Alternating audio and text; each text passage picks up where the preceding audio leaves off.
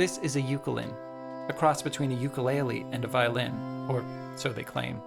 The ukulele influence is kind of hard to detect.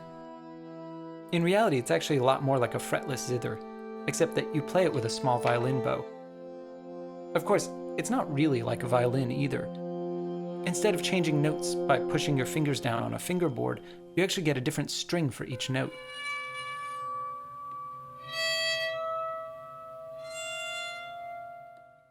In addition to the 15 note strings, there are also 16 strings arranged in 4 chords.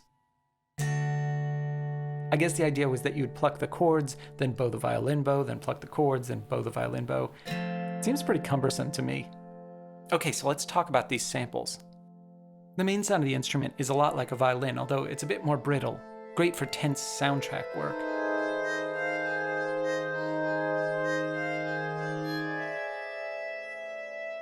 But what impresses me most about this instrument is actually the sustain. Because there's so many strings and because there are no dampers anywhere on the instrument, you get a massive amount of sympathetic resonance each time you bow a note.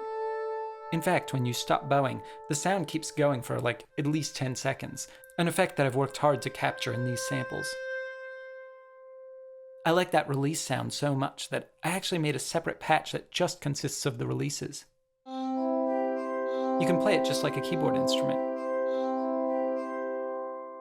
There's also an ensemble patch that combines up to 8 ukelins at the same time.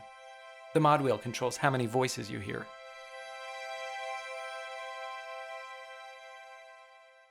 It's funny, these instruments were sold door to door in large numbers, and they never really caught on, in part because they're so impractical. I mean, just tuning it took me more than an hour. Luckily, you don't have to worry about that. You can enjoy the charm and grit of this unique piece of Americana without ever picking up a tuning wrench.